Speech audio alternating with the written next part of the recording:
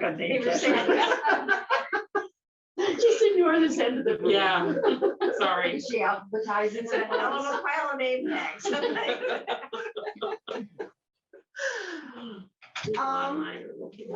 hell are they I talking know. I always struggle how to start because I don't want to just know. ask you what you thought, because that's not a good way to start a discussion. Sometimes, but sometimes it works. Hell of a book. The author said that wasn't the title he would have picked, that it was a little too, what was the word he used? Pompous, I think. Yeah. Like, I Arrogant. must be better arrogant, yes. Yes. But the compromise was, the publisher wanted to use hell of a book. The compromise was, he says, the subtitle, the altogether factual, wholly bona fide story of big dreams, hard luck, American-made mad kid.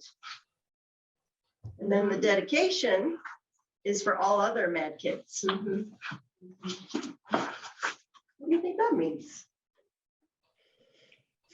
Oh. I think, well, I kind of felt like he was writing somewhat autobiographically. So he was writing, I felt like he was writing from his background. And I think he and many others have, for a long time hid their madness or were afraid of their anger or knew that it was not a good thing to show that they were mad or angry. And I don't know if he meant mad like angry mad or if he meant mad like going crazy mad. But either one would have been not a good thing to display. I pass. I agree. I thought it was autobiographical to some extent. Well, it has to be. And Not to dreams, not be. yeah. I think he was, he kept hallucinating things, and I think a lot of it was dream sequence, maybe. Just really, I don't know. I think he was all three of the characters too. He was Soot, and he was the kid. So. I agree, but he purposely said he didn't name them Yeah. because he didn't want it to be identified as only him, only his voice. So I listened to the NPR interview tonight because I needed a refresher because I read the book a while ago and after I finished it, I thought I need to start back and reread this book again. Well, I haven't done that yet, and I think it would have helped. But the interview was, I thought, very telling as far as his purpose and writing the book, and that he didn't have a contract for it, that he was going out there and he wrote whatever he wanted.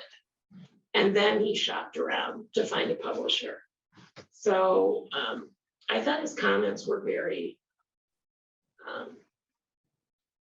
revealing of his true thoughts, but yet he didn't want to pigeonhole himself as being the only voice in the book. Next. I thought it was interesting that, and I understood him not giving a name to himself. That was all about all the other mad kids. Right. And then, Yeah. But I thought it was really interesting the comment that throughout, it wasn't throughout the whole book, but there were several times when people said, why aren't you writing about Black people? Why aren't you writing about this? And he at one point answered, well, does a white person always have to write about white people? Does it, why are you pigeonholing me? And I thought that was interesting because I don't think that ought to be the case, that he has to always write about Black people, but he wasn't at all. And it was like it was too painful to even think about it. And so he wasn't writing anything. But he ended up, because I had trouble kind of starting this book. I just thought, well, what is this? But it got more and more and more intense in a sense as I went. And I thought, wow, he's really telling us something. And he ended up writing about like Someone said, why are you writing about it? Right, right. Yeah. Did you notice, you mentioned him, saying he wasn't writing about Black people. Did you notice Soot's, I think it's Soot's father who was the artist, but he wasn't drawing Black people. Mhm. And someone criticized him for that. Because he couldn't sell it. He wouldn't, he wouldn't make money if he just did Black people. But if you talk to any artist though, painting Black skin is very, Difficult. very difficult. Yes, Cheryl too. For them to get that right look on a person. I have a few paintings that have been done and Black children in there. It's amazing, but I know how difficult that is to paint. And the degree of Blackness too, that Blacks, if you're too light or if you're too dark, and how well you navigate society makes a difference. That was, sort of Soot's problem. Even amongst Black people Within, themselves, though. Right, that's, But that I always found rather interesting because I grew up in high school with a young man who was ebony. Oh my God, his skin was gorgeous. I mean, he was what he was talking about. Black is Black, and I mean, but anyone that would look at this young man and I just, it was hard for me to understand how anyone could look at that really dark skin and not think, oh my God, that's gorgeous. There are a lot of people that can't.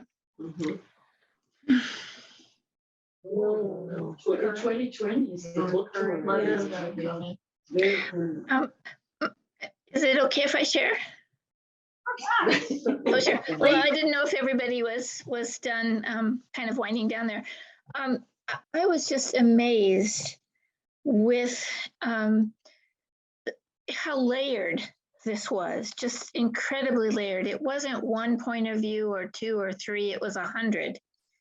And he managed to maintain that. As I got to about the middle of the book and I thought, oh, he's not going to be able to maintain this to the end. He's not going to be able to be devil's advocate at every turn and write it beautifully, but he did.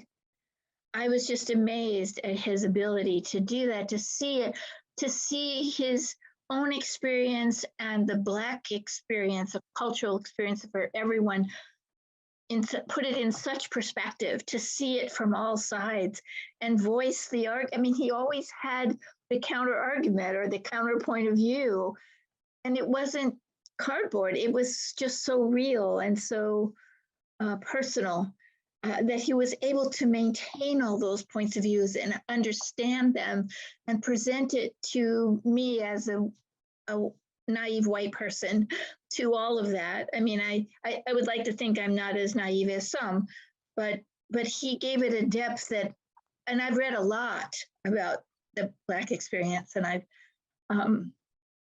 but he gave it a depth that I haven't experienced quite yet. It was really, really full. And I was very impressed with the writing and his ability to do that right to the very last sentence. So. I just got always upset about all the drinking that he had to do to get through so much of what he was experiencing. But wow, that's too bad.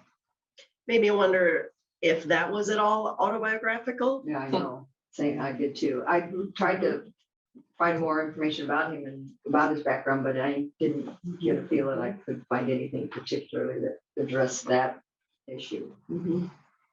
Are you talking about the issue of whether he was Soot or not? I mean, the author had those same experiences as Soot. Is that what you're asking? No, I was talking about his drinking. There were so many episodes of Sure. when he got fed up with all of it, he turned to alcohol, and Yeah. that made me sad. Yeah. Do you think for the purposes of this book, he's deliberately kept his own personal information under wraps so that people aren't going to press him and say, well, what part of the book is really your experience? I mean, that's just so irritating to an author, I think. They want the book to stand on its own. So maybe he's deliberately done that. Well, he makes comments about how irritating it is, even in the book, to have Yes. to go to these author things and be asked, Right. well, you know, story and whatnot. So, Right, right. so yeah, then you kind of wonder, thinking, well, maybe he didn't really want any of this to be a part of who he really is, Mhm. other than obviously he's black and he's watched black people get shot and all that other stuff. Mm. People, the drinking, you know, to cover, he was constantly denying his pain. Right. Oh, yeah. No, I mean, I understand why he's Yeah. doing it. It just, Like that. it's too bad that he always felt that he had to turn to alcohol Yeah. to, Yeah. you know, every now and then his Kellys would help him through some of it, but not all the time. The Kellys. Forgot the Kellys. Yeah. I love the references that he made quite a few of references to things that we all know about. One of them, of course, was Billie Holiday and the Strange Fruit. He comments about that. And there was another one. There was this one I just love. That really puts the cheese on the hamburger. I hadn't. I thought that was great. I thought that was great. But yeah, he talks about Strange Fruit with Billie Holiday, which was horrendous. Yeah, you can see I was making notes on a magazine that was sitting next to me. Only Love Can Heal. Well, she's looking for that. I can give you a piece of information about Strange Fruit. Billie Holiday didn't write that. It was written by a Jewish writer who actually had adopted the Rosenberg's children. You know, the children that the couple that was executed for being spies. Yeah. He adopted the boys, he and his wife. And so this is the Jewish writer who wrote Strange Fruit. So it has a very interesting history, that song. But anyway, just an aside. But it didn't really come to the forefront until Billie Holiday put it. That's right. That's right. Any other comments on how it was written? Did we like his style? Was it confusing? Some have said it took a little bit to get into. It's not my favorite style to read, but I'm not sure this book could have been written in any other style, if that makes sense, you know. I would not pick it up because I like the stream of consciousness type thing, but it had to have been. But I love the silhouettes. You know, we knew when we were reading about soot, and then we knew when we were talking. Yeah, the little silhouettes. at the beginning of They the always chapter. told you at the beginning of the chapter what you were going to be reading about. So that was that was helpful for me. That took me a while to pick up on that, though. Oh, But it's just the kind of thing you don't notice when you open the chapter. Right. What I really like I is picked up on it right away. his words just cascade. You're falling into that same vortex that this unnamed author is in all the time. I mean, it's, and there's so many words coming at you all the time and feelings in that it's just, I thought he did a remarkable job of building that tension. There was one place, do you remember the rant from, there were so many true things in here. Like didn't you just love the culture crew? What was that called? Yes. The people came into the office and handed out donuts to try to keep the employees there. And wasn't that just like a SNL skit or something? And then, but it you know, the words just kept it was just almost like farce. And he's running down the hotel room hallway naked. Yeah. And then I just When thought, I got in the elevator. yeah, and I just thought, you know, those words just kept coming, and then there was that word ramp, just a cavalcade of words from the person, the TV, the media guy, who's trying to train an author how to be an author on tour. And, you know, he has this entire paragraph of current pop culture, but it's not just pop culture. These are all, well, many of them are serious things, but he just lines them up and it makes it all seem compressed. And we have all of these issues and we're not doing anything about any of them. Right. Nothing. But here he is, you know, omni-restitutional, jingoistic, body positive, social, cultural, transcendental, indigenous, repostic, treaty of Fort Laramie perpendicular, meta exculpatory, And then it goes on and on, demi-Arcadian bucolic.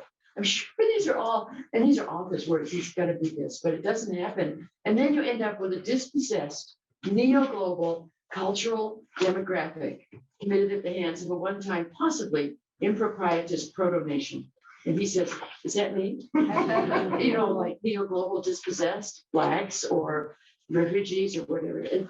And the issues of words, it's funny, but it's really cumulative. And things come to a head and it just finishes. And so I just think it's great. So someone already mentioned, Renee already mentioned layering, but that's what it felt like. It just felt like it kept building, building, building. And you thought, oh boy, you know, it's coming. It's so relevant. And I think that's one of the reasons he starts out is with the conversation about not mentioning blacks, and you have the dad not drawing blacks. Because it's the world they live in. And so, or you could start to take this almost as a universal. Everybody has traumas, not everybody, many people have traumas that sends them off onto a psychotic path, you know, separation from reality in that terms of psychosis. But, and so this could be a white story as well as a black story. Does it really have to be a black story? But the anger levels, the issues, the mad kids, it just simply can't be tamped down anymore. So eventually it has to become a book about black, and it can't stay a book about white because this is not their story, or at least it's just not there. Even if you've suffered the trauma of that, you know, white people suffer trauma as well. But this event, this has to become the black story because that's who this person is, and it's what he is keeping in until it explodes. He stands up at the TV station. Right. Yeah.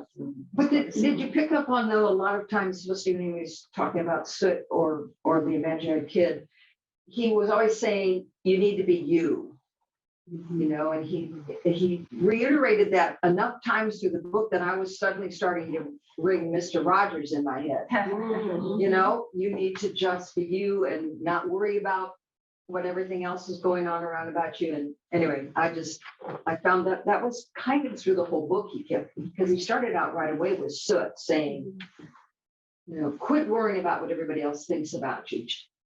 What do you think about yourself? And then like I said, then Mr. Rogers sort of zinged into my head. Because I mean, that to me was always the greatest thing about Mr. Rogers was always, he didn't care who you were or what you did or anything. He just always made you feel good about being yourself. I like that part of the book. Yeah, I took a lot of that as his finally coming. I mean, clearly this is a book of reckoning with himself. I sort of took all of that as he hadn't yet absorbed that lesson. He's becoming you he's becoming himself. Yes. The who he is Yeah. in this book, in this journey, he's finally coming to grips with it. And so he's the you have to be who you are. And he's finally figuring out who he is. Yeah. And because he's not there yet. This is like a cathartic, I don't know, is this a quest novel or journey? I guess it's a journey. It was also interesting with the publisher, where he talked about the publisher for a little bit. And she said, well, you know, if you don't keep selling books, you know what's going to happen. Right. And we've right. had other discussions with other books about publishing and how that affects who gets published and who doesn't and how often. And so he was trying to be this person he was supposed to be for the publisher and write what he's supposed to write for the publisher.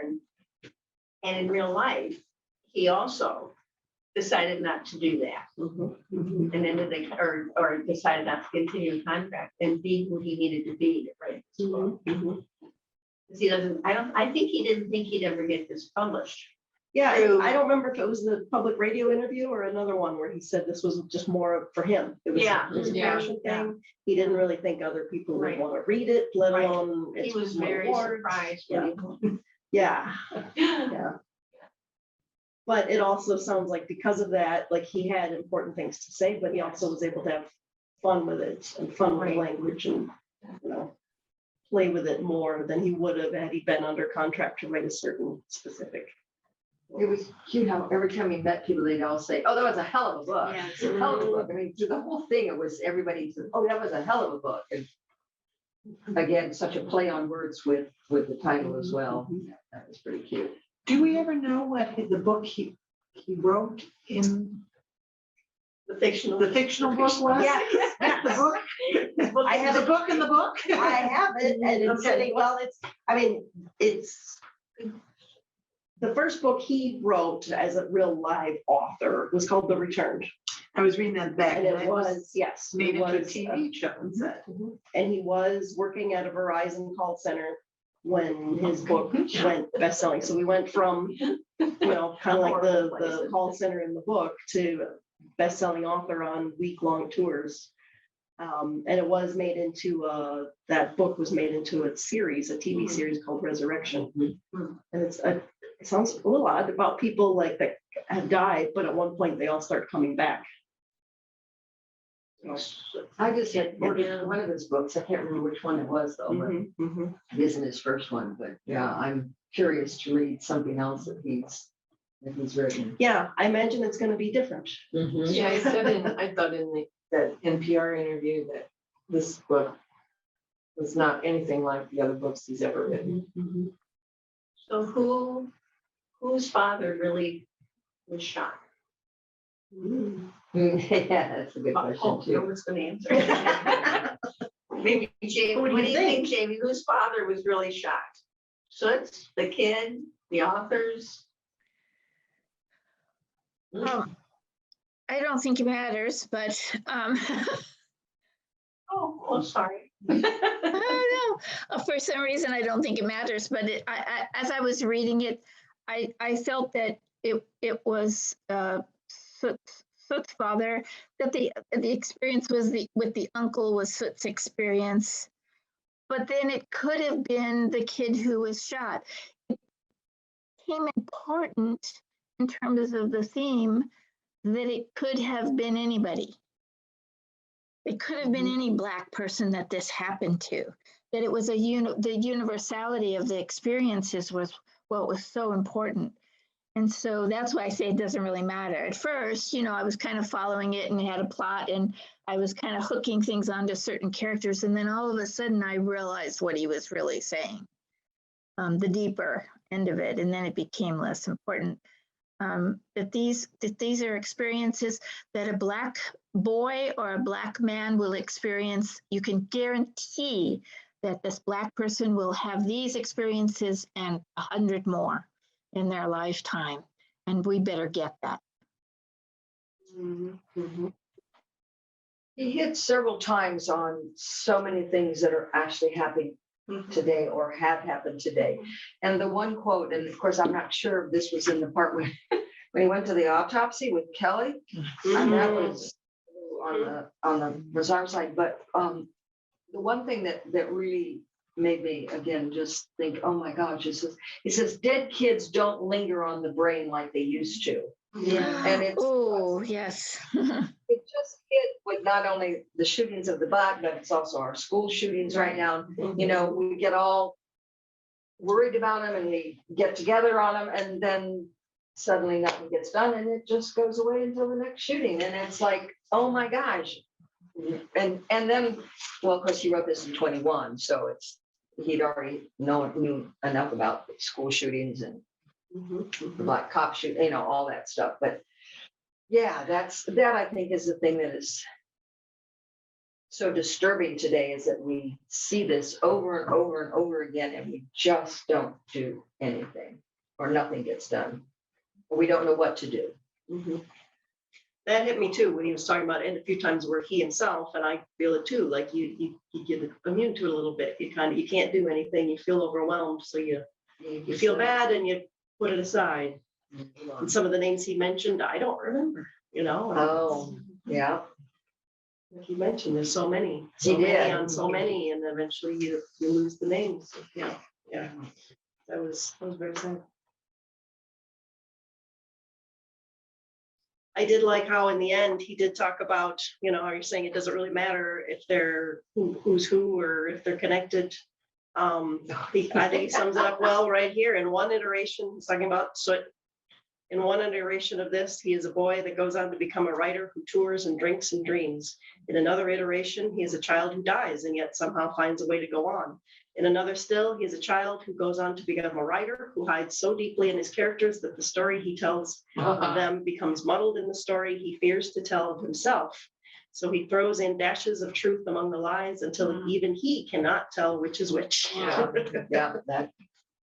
Yes, that kind of summed up what he was doing with the author and Soot and the kid, and are they connected? Are they not? Does it matter? Has any other author written anything in this kind of genre or way of doing it? I mean, if this is really revolutionary for Jason to have written this book. Like, in what ways do you mean? Just well, kind of what you just said, you know, we get to the end of this book and we have no idea of where the author stands in that. I mean, I know other authors who do, like I said, some are autobiographical. Yeah. They take things from their lives, but we somehow know it better. Maybe Done and kind of in the dark. writing from the point of view of the author experience, sort of like a meta writing, if you will, a meta novel in terms of writing from I thought that was so telling, that he was sharing his own author's experience about how people, when they want you to sign their book and how they approach you, and hearing all of that maybe the only person I've read is Philip Roth, who's done that, writing about a writer.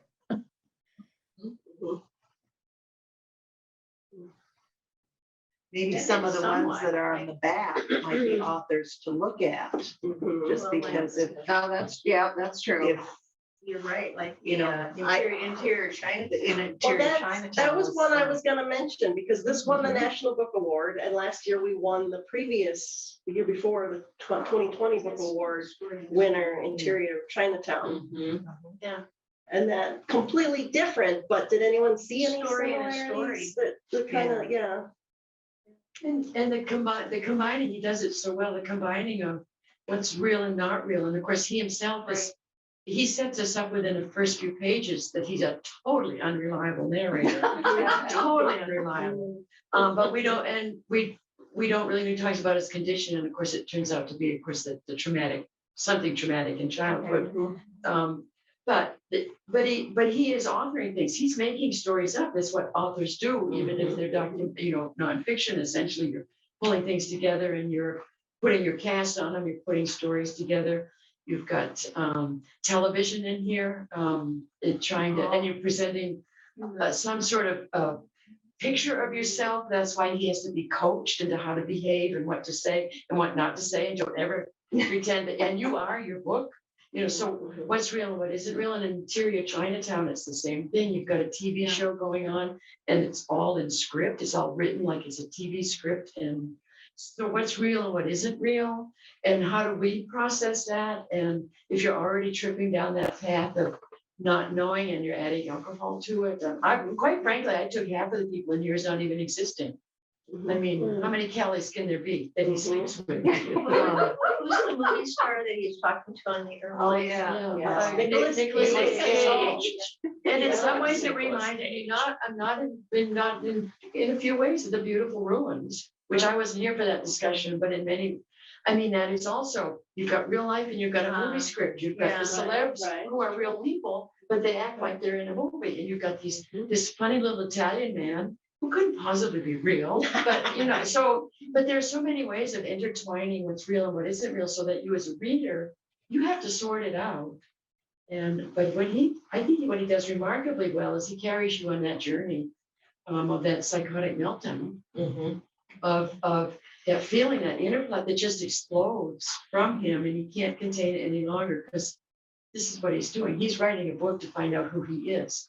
And is he even writing a book? I don't know what's going on in here. He's so unreliable. If you go to his website, which I did, and he makes another reference to Nicolas Cage, that if you see him or whatever, it's like, really? Oh my Nicolas gosh. Cage. But you know, if you think about Nicolas Cage's movies, there are a lot of things like that. I mean, Raising Arizona is off the wall. Fear and Loathing in Las Vegas. And didn't you do the one where it's Two Faces? I can't remember the name. Yes, of it. yes. It's like who's real and who isn't real. And he's such different characters in all of his movies. You know, I think he's like almost a perfect choice of, and was he really on the airplane with him, or was he just dreaming? Exactly. Was he just having an imaginary conversation with an imaginary celebrity who's real but not real? Because you can't tell who Nicolas Cage is. Besides that, he's Coppola's nephew or something, and he doesn't even use that name. Right. So I don't know. I just think he does a remarkable job of pulling us with him and being at the same time sympathetic because he's funny. He's funny. He's a person you'd like to know. He has some tours coming up too, and I told he's gonna be in Raleigh, North Carolina, which my neighbor lives in Raleigh. I was gonna tell her she should go. She could go and just see. Yeah, wouldn't you love to just hear him talk? Because like I said, this Nicolas Cage thing, I mean, he's put it in there, but then all of a sudden you read it on his website, that this is someone he really does want to meet and know. So then you're going, okay, once again, like I said, what's real, what isn't real? Yeah, that's funny about going to Zoom, because in the book, he said, people rarely go to the office websites. Maybe he put that in there on purpose. But he did, that was a funny thing. There's just a lot in here that, I just find his writing absorbing. I really, really like this book. I don't know how many more like it I could read, but this one just really hooked me. And I thought he did just an incredible job of putting us in that same boat. Eventually to feel that what he was feeling, to watch him come to that level of explosion and then try to come off it. And you know, he's been psychoanalyzed and he won't talk about his problems because he does all of that fake movie talk. You know, doll face and how you doing it. And he says right up front, he just has superficial conversations with everybody because he doesn't have any idea what's going on. But I go to their websites because they always put this great picture of them. Yeah. I always like to go to the website to see if they've actually got some real human pictures of them. They had only, as far as I could tell on his website, there was just one of them. And he, to be quite frank, he does not look necessarily like the picture that they always do. No, he looks much thinner here and maybe he's younger here. I don't know. But yeah, I always like to see pictures. So sometimes I just Google them to see if I can find more for real pictures of them, not all glamored up like they put on them. Another thing that I thought was quite well done, cleverly done. He's so absorbed and his life is so crazy, what with the limos and the week-long tours and the drinking in the hotels. He doesn't even know where he is half the time. And Is the fact that you never hear a complete news story about which kid's been killed, which brings, to me, goes back to about the universality of it, or the constant killing of somebody that's it's always sad. And, it's always thoughts and prayers. And then there's always the bereaved parents. But by never finishing the story, it just rolls into the next story. And sometimes it's hard to tell which shooting he's actually talking about because we've got so many. But that unfinished, he's always interrupted just before they tell him who the kid is. So he has to pretend that he's concerned about the kid. And to me, that just reinforces what you were saying, how we do it over and over and over. And it just doesn't sink in after a while. We don't even get the facts straight. They just blur because it's just a constant background noise. I think he does that well. What I was trying to quite figure out were Rennie, because remember, Rennie's the limo driver, and then all of a sudden he takes him to his home, and he's obviously made a lot of money, and he's very. So he's doing it for fun, interest. Exactly. I think he's trying to show that not all Black people are. Yeah. But I like the way he did that, though. I mean, he made it, Rennie was taking care of him, he's throwing up all over the place, and Rennie was cleaning up after him and all that, and yet you know, Rennie's living in a mansion and didn't have to be doing this, but. I saw Remy sort of as his, isn't there a guide, like in Virgil? I saw him as that guide. He's guiding him around and he's trying to help him. Yeah. Gives him advice and says, you Yeah. gotta quit drinking, man.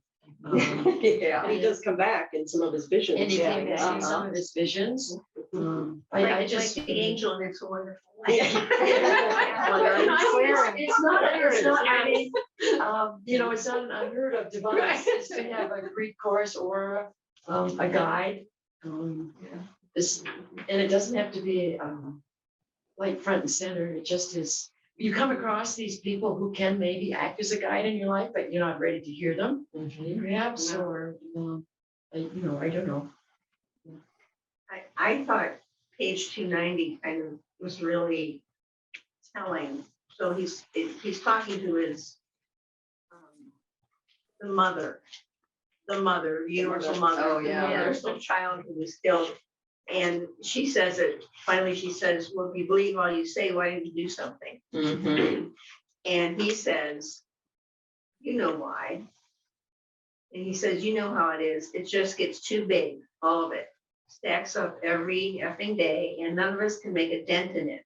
So we just sort of move through it without ever letting it get its hooks in. It's survival. It's how you stay sane. It's how you stay alive. And there ain't no way to change that. Sad, but I think that's what a lot of people do. You feel like you can't do any, like, what can I do about it? And you feel frustration and depression, and you think, oh, you know, what am I gonna do? And then you don't think about it because that's just easier. What happens when there's Sad. 19 of them? You know, Yeah. I mean, he's always talking There basically were already one. 26. What? There were already 26 10 years ago. And it's, yeah,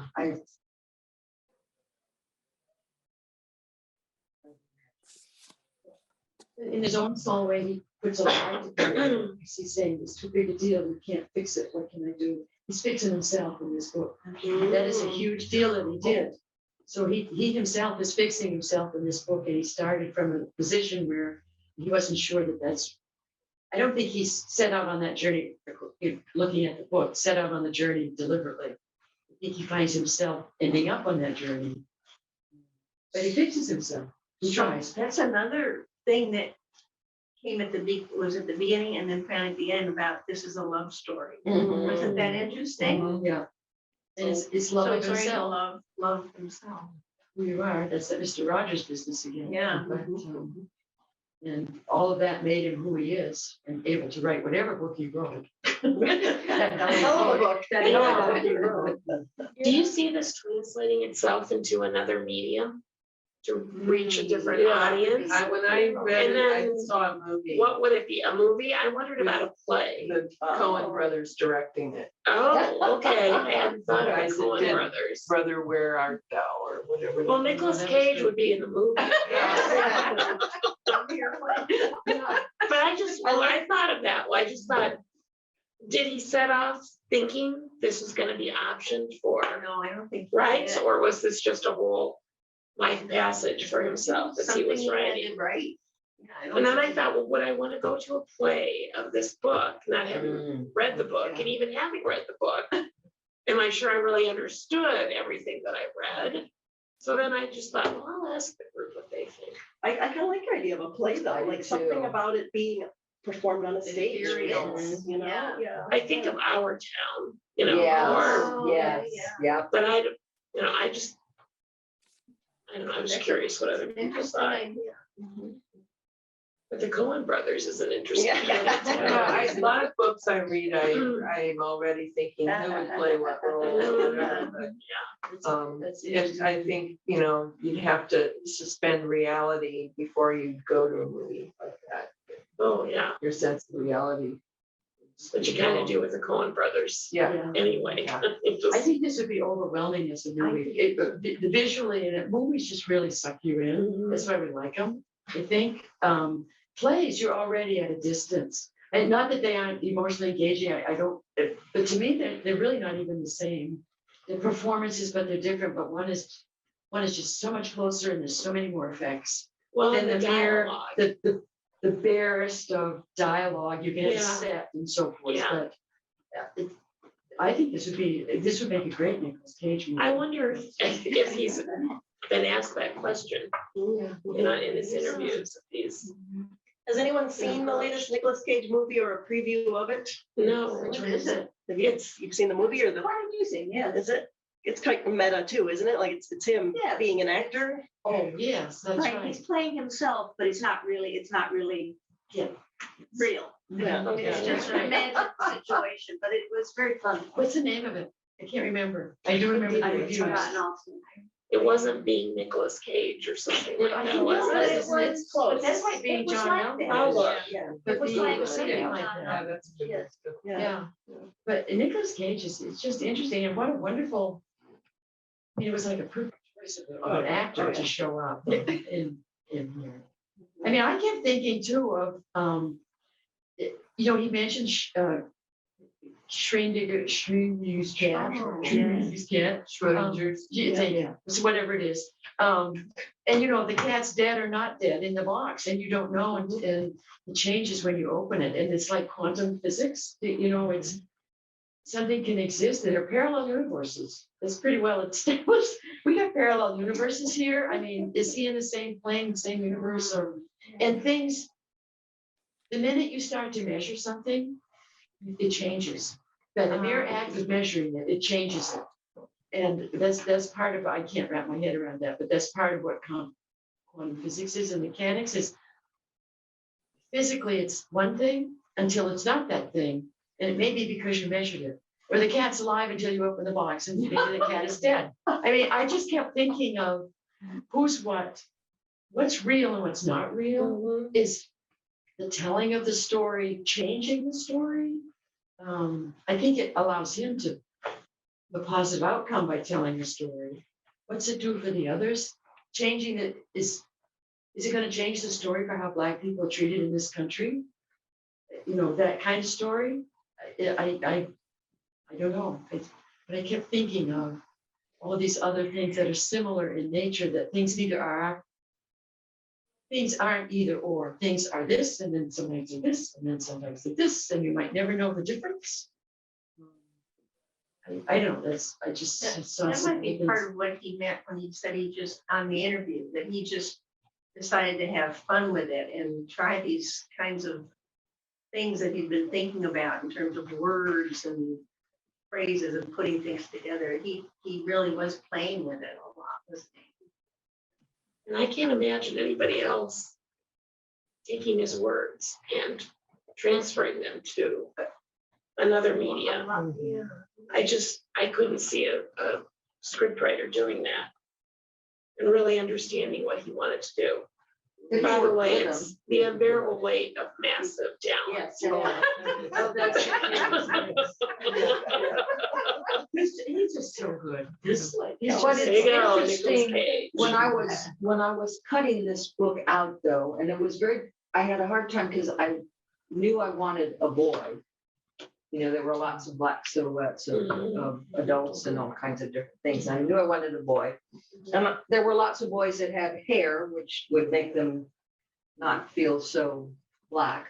And his little guy looks like he's in shorts. So when you just look at the front of this book before you even you know that it's about a Black child somewhere in this book. You know, he's done that with whoever, I can't, who did his book cover, I don't know, it tells us.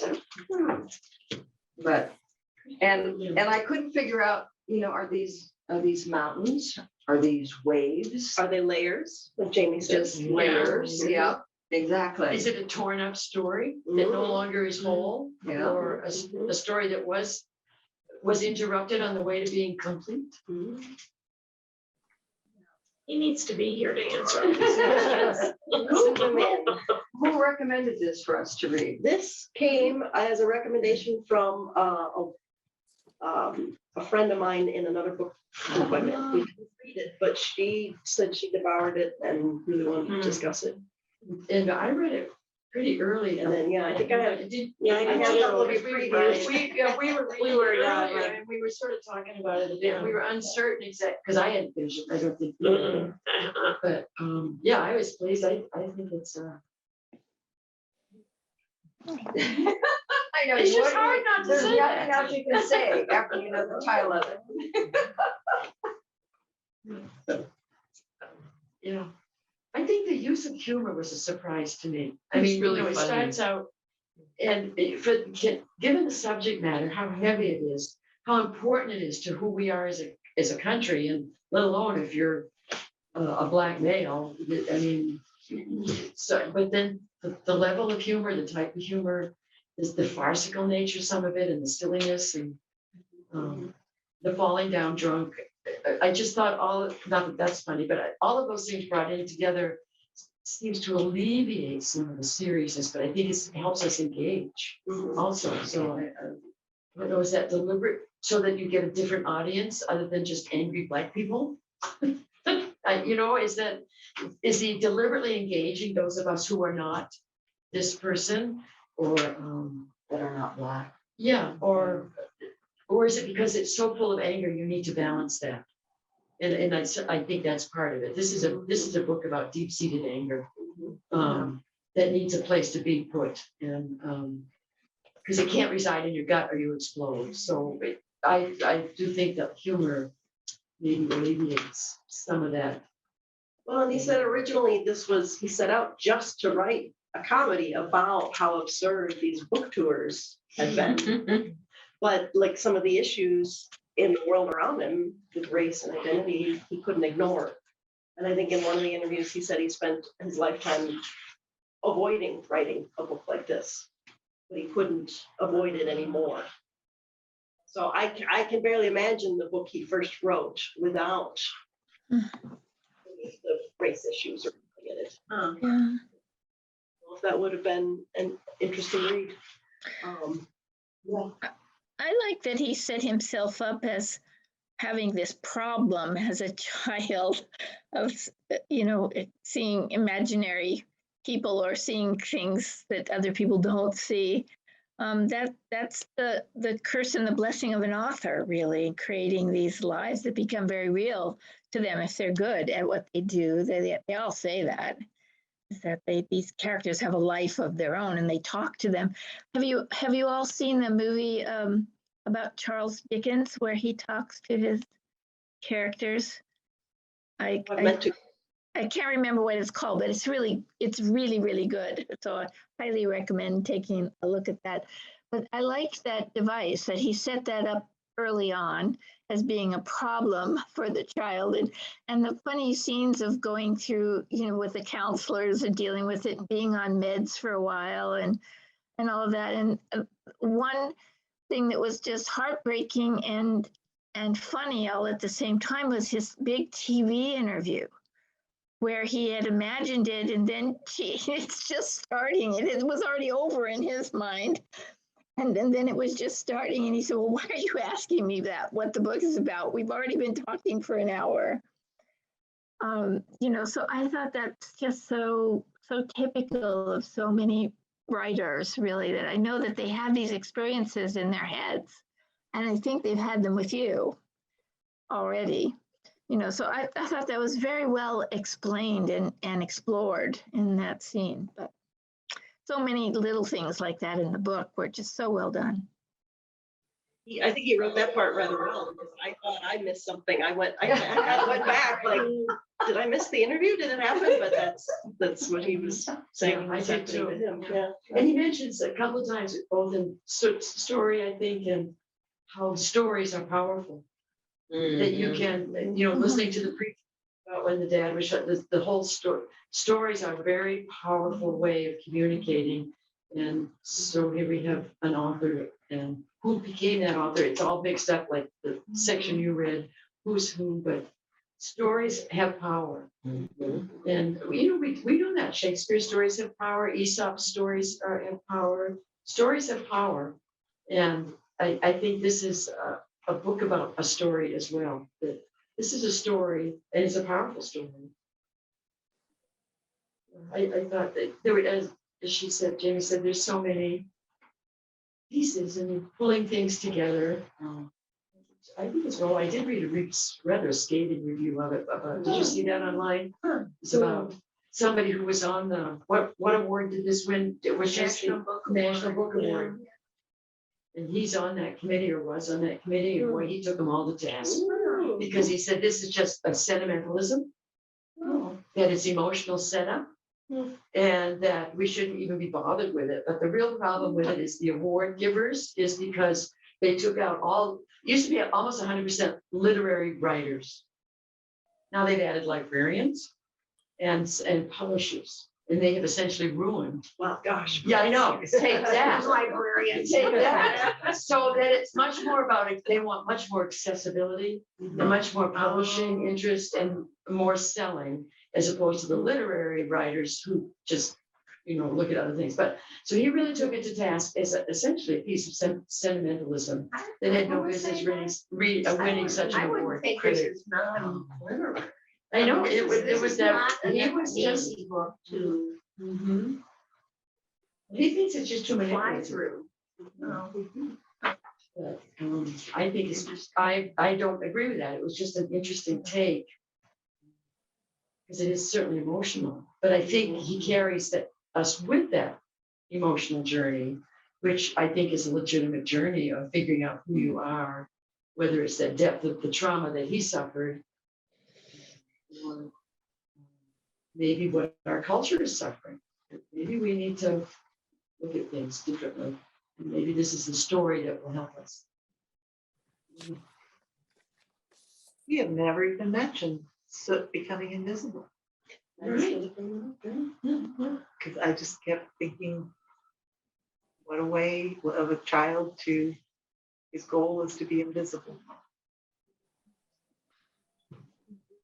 Well, there are, and I've heard it from Black friends that they go over with their children what to do if they're stopped by cops or, I mean, it's frightening to think that you have to teach your children and, don't wear, you've got your hood up, make sure you take your hood down. I mean, just things that are just unbelievable that we of this color just have no idea what it would be like. I've always thought, wouldn't it be fun if we could just make everybody have to reverse their color just for 2 or 3 days and just see what it would be like to be in that other person's shoes and not be privileged white like we are right now.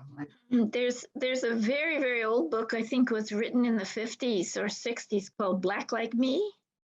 Yes. That's somebody that actually did that took melanin, oily, and changed the color of his skin physically, and then lived that life and wrote about it. I had my boys read that, and my husband. One summer, I made all 3 of them read it, and we talked about it. It was, gosh, my boys were probably 12 and 14 or something. Yeah, it is. And there, and talking about having to tell your children how to behave in a culture that they shouldn't have to be like that. Who wrote that book, Letters to My Son? Coat? Was it Coat? Yeah. Something like Yeah. Yeah, he wrote a whole book about letters. I don't remember what it was. That was really a powerful book. Yeah. It didn't have any humor in it, but it basically was saying the same thing. Yeah. What was the name of that? Letters to my I think son. Letters to My Son is right.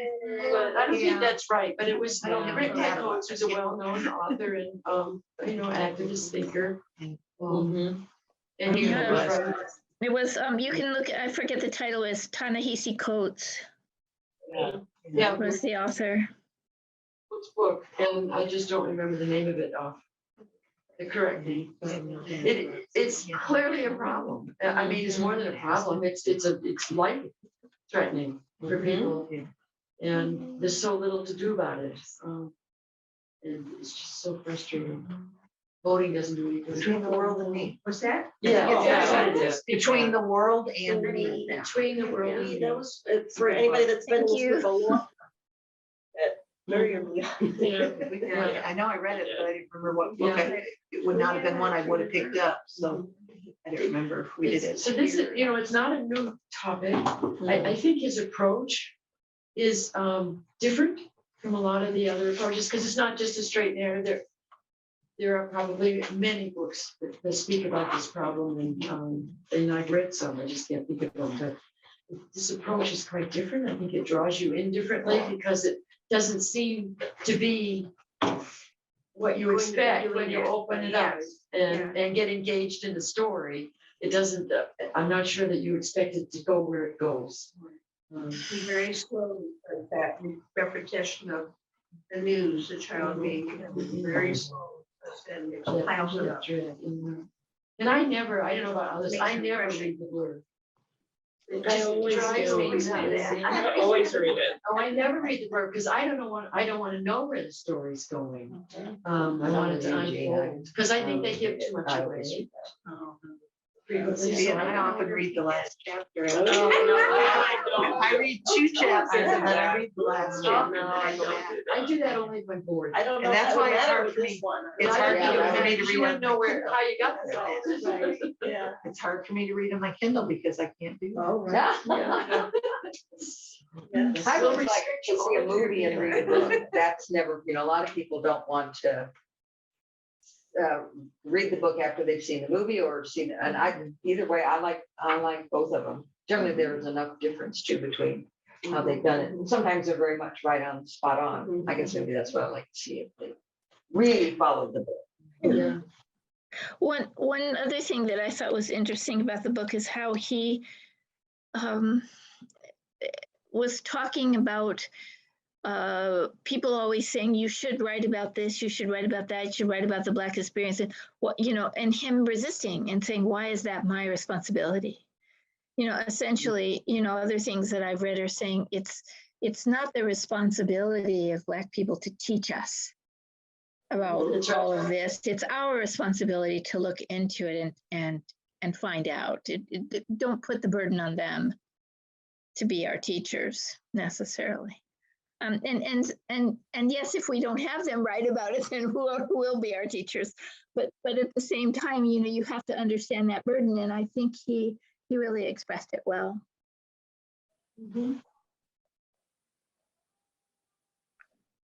Did anyone find any hope in this book? Is it hopeful moments? I actually made a note on that. Teaching? Because he was teach somebody hope. Yeah. It does say at the end that we're gonna make it, we're gonna be okay. You might feel that this turned into a love story. I don't feel much hope for the culture, but for our character. And of course, I can't.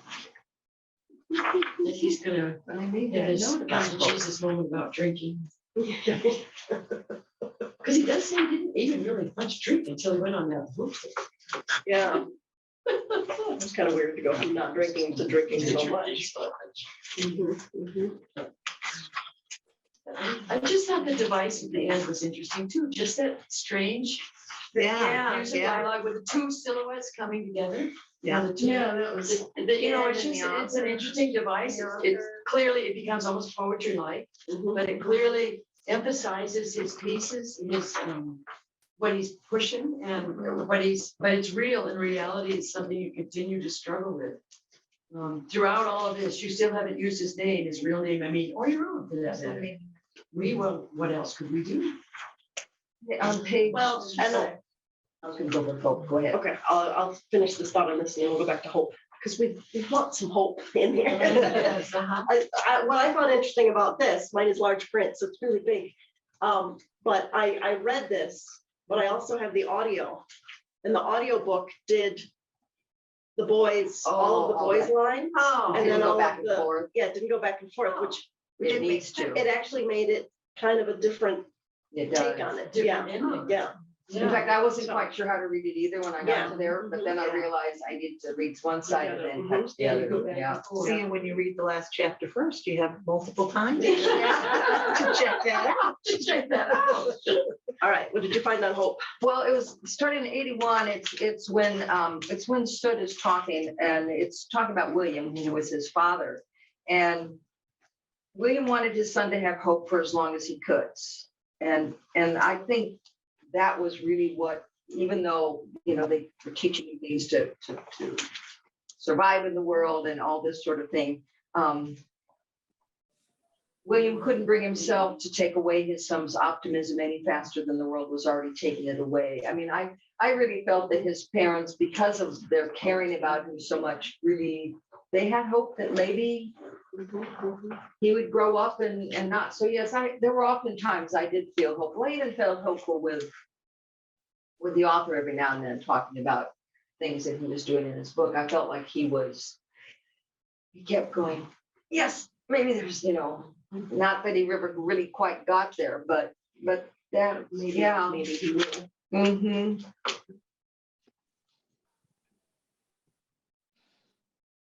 We should wrap up soon. Online folks, any thoughts that you haven't been able to share yet?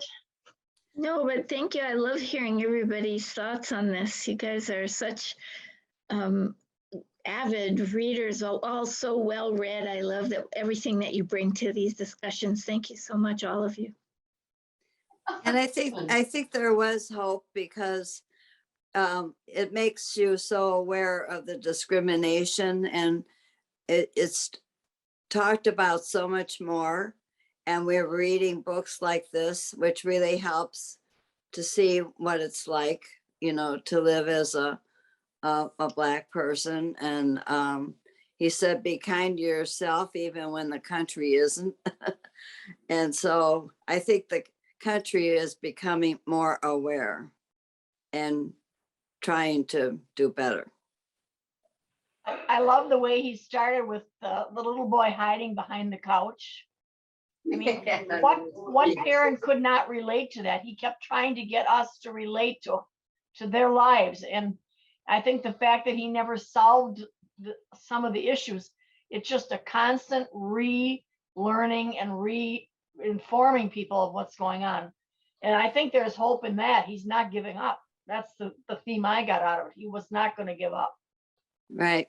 You know, I took a lot of notes. You know, there's fear. You can't break the cycle for Black people. But then the love story, learning to love yourself, a story of his life, really. I mean, I joined late. I mean, I think it was autobiographical, of course.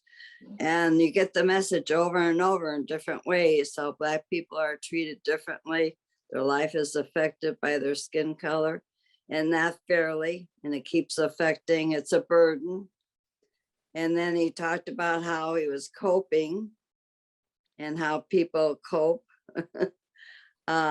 Description of racism on page 208 and several places. So good to make people aware of discrimination, but I wondered if he had a negative attitude, but I thought, well, he was being realistic. And I did get that feeling too of anger that somebody mentioned, the deep anger. And I thought it was well written. It made you think about all those things, and Suit and the boy and the father and the incident with the uncle.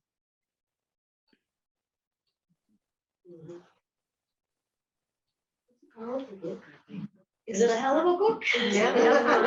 And you know, I liked it that it wasn't long. Right, He yeah. packed a lot in 300 pages.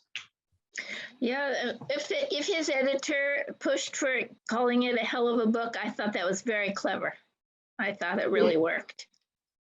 Because it kept coming up in the dialogue. You Yes. know, Oh, where he says absolutely. Mm-hmm. Yeah.